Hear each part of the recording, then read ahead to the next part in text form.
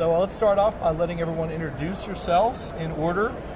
Okay, I'm Mark Goodwin from Ventec. I look after all of our non-Asian activities, so our supply, distribution and service centers, USA and Europe. Hello, this is Michael Keuthen. I'm the CEO of Schoeller Electronics. We are a Germany-based company producing PCBs for more than 50 years, specialized in rigid flex and flex activities, and we are sourcing from Ventec.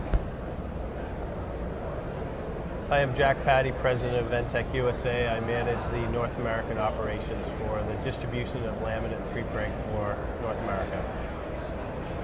Hello, my name's Bob Willis, and at this particular show I'm working with NPL, National Physics Laboratory, who are known worldwide for measuring standards. So Mark, we'll start with you. What would you say are some of the biggest challenges you face in having to deal with a wide, varied customer base like well, I mean, our non-Asian business, so everything really everything outside of Asia is now a quick-turn, high-mix business. So we have to have the right materials in the right place to supply our PCB customers like Schoeller. Generally speaking, within very short lead times, ranging from anything from a few hours to a couple of days, but not much longer than that.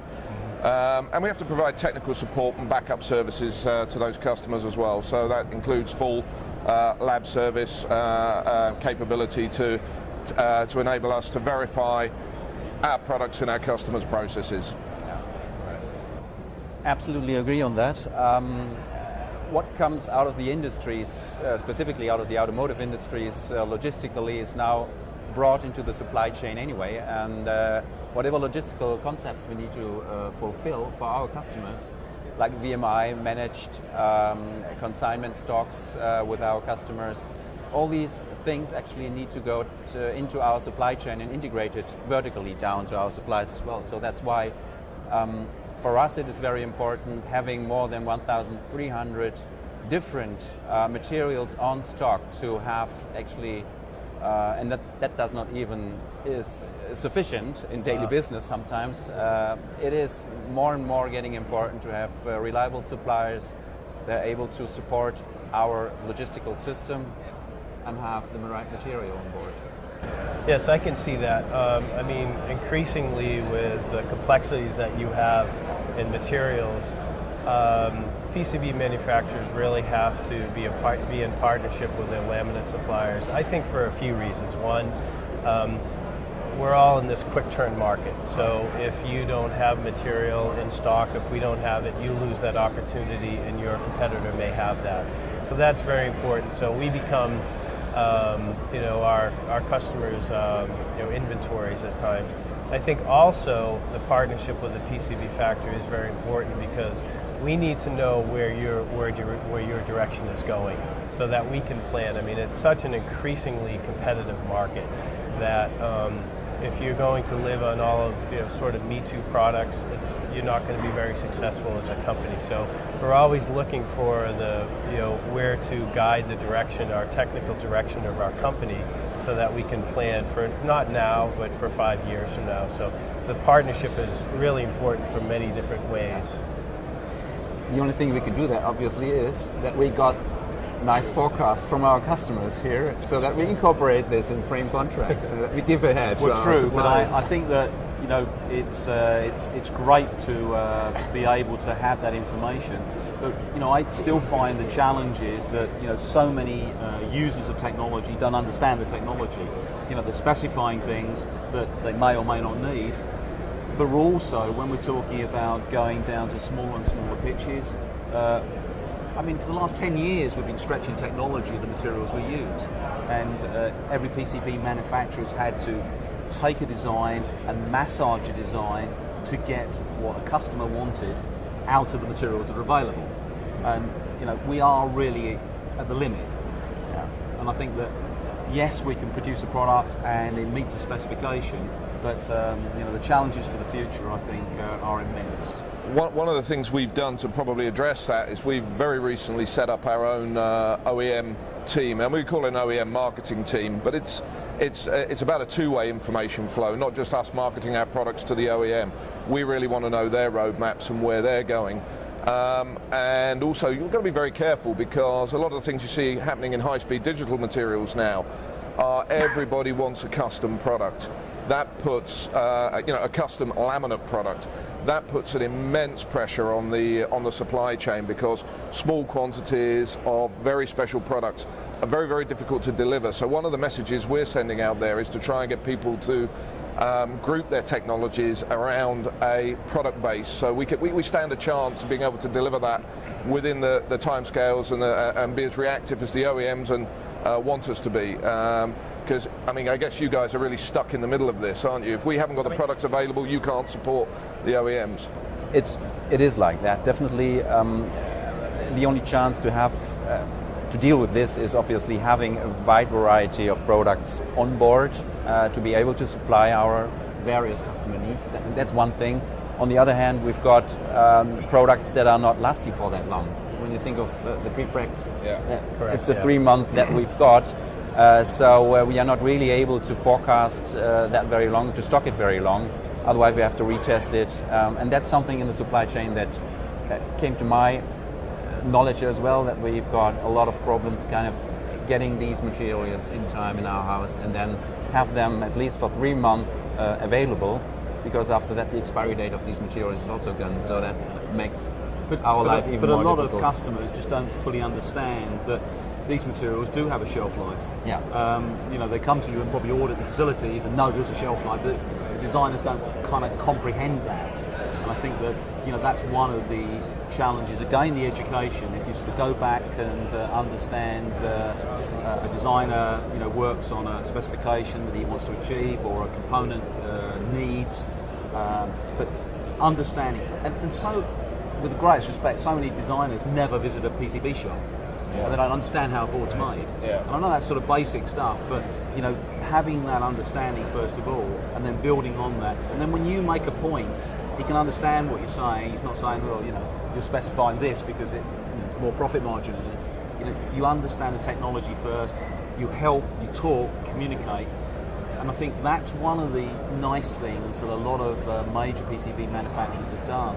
Is get people that are experts in assembly, are experts in design, and provide that expertise to the customer. Then you get a better build, a better understanding back from them. So consequently, you can do it quicker. You can do it at a more reasonable price because you've done all the development up front. Well, one of the things you bring up there that's really interesting is that, Jack mentioned it earlier, is the competitive nature of our business, and then the almost sometimes blanket demands that come out of OEMs. And one of the things that springs to my mind immediately, and it links in with what you were saying, is about pre-preg retesting. We get OEMs that say you cannot supply a retested product. Now, we make pre-preg to a specification, and we measure a set of characteristics on that pre-preg. So it either passes or it fails. So blanket bans on retesting, all they do is add to complexity in the supply chain, delays in the supply chain, and cost in the supply chain. And actually, I think mostly they're put in places by people that really don't understand that we're a manufacturer of a product, we make it to a specification, we test it to a specification, and when we retest it to that original specification, and it passes or it fails, and it's delivered with a retest certificate and a C of C, and we're standing behind the retest we've done. But we have people say no, and that.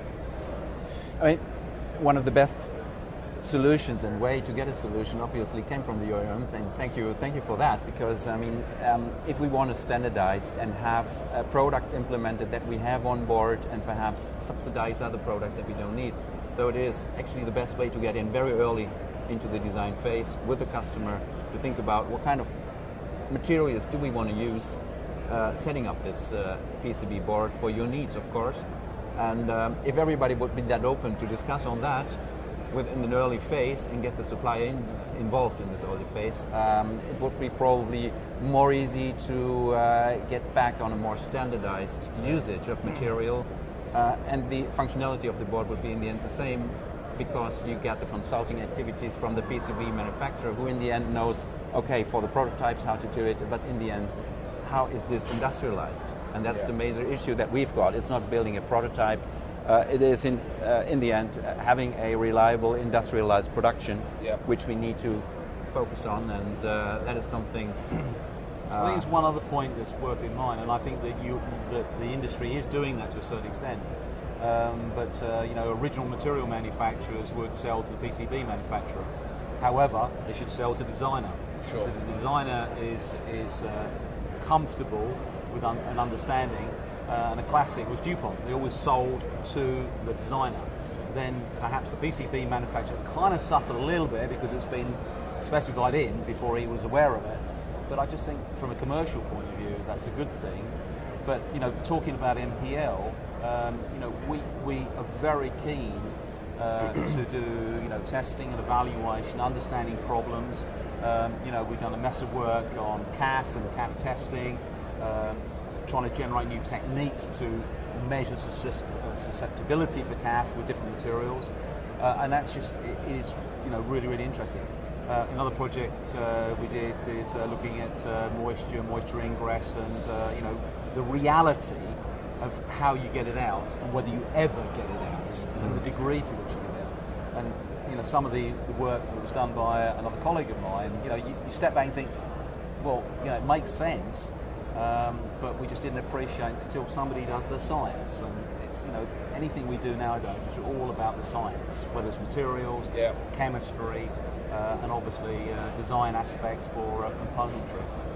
I think when you hit on the designers, sometimes there's a very silo mentality of just really thinking about what their needs are and not how it spreads out to everyone else. So when we really started our OEM program, we call it an OEM marketing program, but it's also an OEM educational program. We really have to work with all our designers to understand all these implications. So, having to be able to connect all three is very important. It's also, we have a very competitive business, so it's not everybody works as well together as they often should. I think there's also one other group that we probably sometimes perhaps don't like, not me personally, but some is purchasing. And a zillion years ago, we used to do some training courses for purchasing people for very large companies, and I was extremely surprised how little they knew about the product they were purchasing. Yeah, it's a part number sometimes. Yeah, and yes, they can't know everything because they're buying, unless they're a very big company and they're specialising in PCB fab or components, they're buying loads of different stuff. However, there's a lot of companies that are bad at specification. So how can the purchasing guy compare two products if he hasn't got a good specification to start off with? I'll tell you one area it's a very serious problem right now is in the metalcore business. Metalcore PCB, there is no IPC specs for this, so it's kind of the wild, wild west. So there's so much misinterpretation, and what I would even say is maybe purchasing a product that is way over specified, that you don't need that type of product because they don't understand really what they're buying.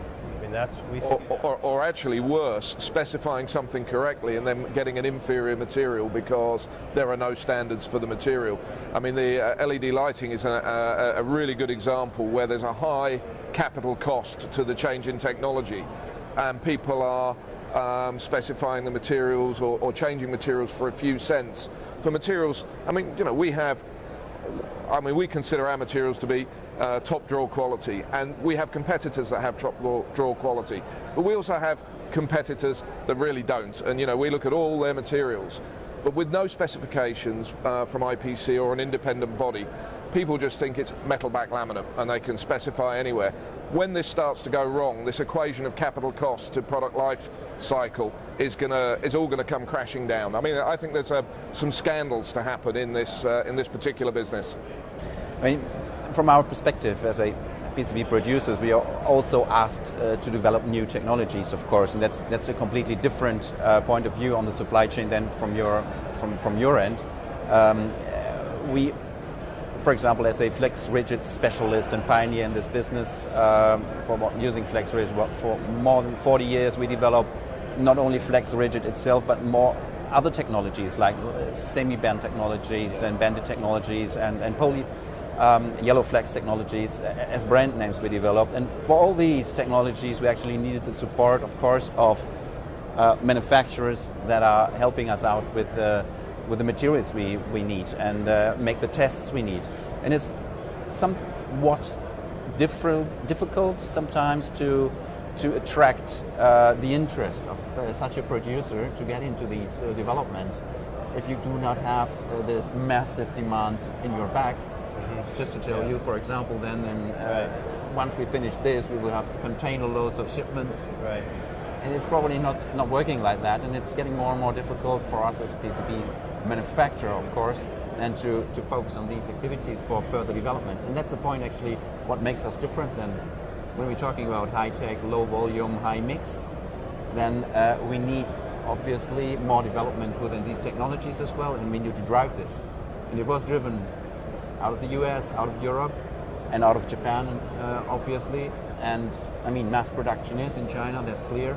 But if we do not drive these technologies and get the support of our suppliers, it's getting difficult for the future of the activities anyway. So that's another challenge. It is a challenge, and the way we've designed our business model meets that challenge in some ways, because we're interested in supporting the guys developing products in Europe and in the USA. Through our local service centres where we hold inventory. We have lab capability as well in most of those service centres. Lab capability tends to be regional, not based in each individual country. So we have one lab for the US, one lab for Europe. But we can also, when those products do go to volume, support the volume because we're actually manufacturing in Asia and support the volume in Asia. And for us, one seeds the other. So we're happy to support the development side of the business. Sort of kind of wrap things up here. Why don't each of you say where you see your biggest opportunities in the future? Where would you say, starting with you?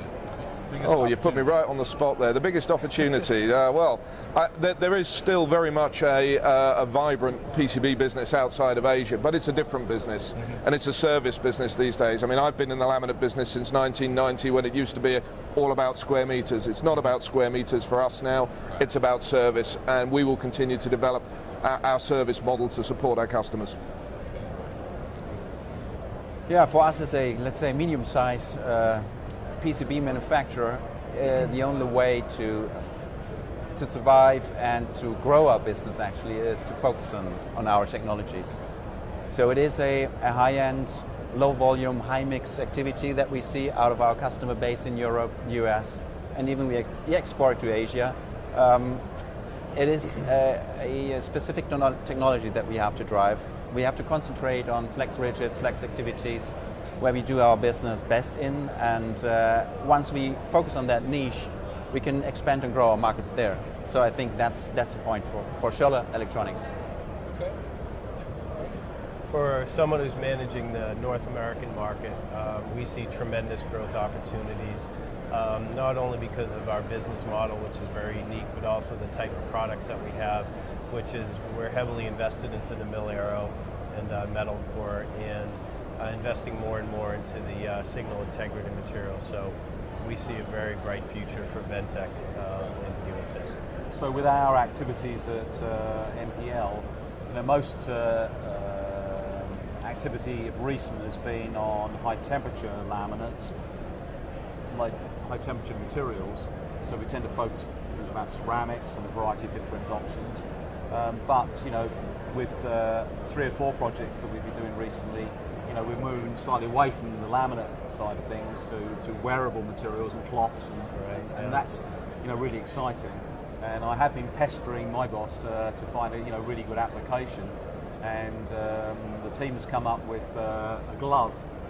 And so basically, what we're going to have is create a glove which is going to do something, but by changing the resistance value as you move your fingers, it becomes a component.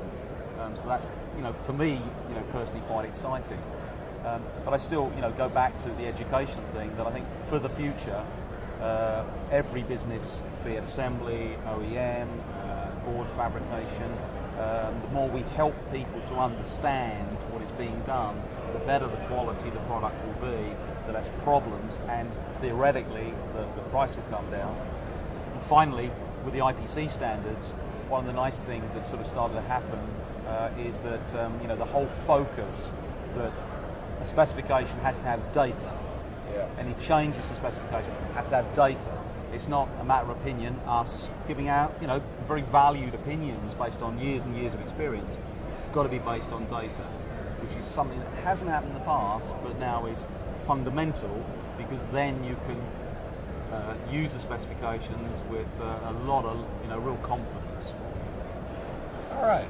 Well, I appreciate the great discussion, gentlemen. This is great information, and thanks for coming by.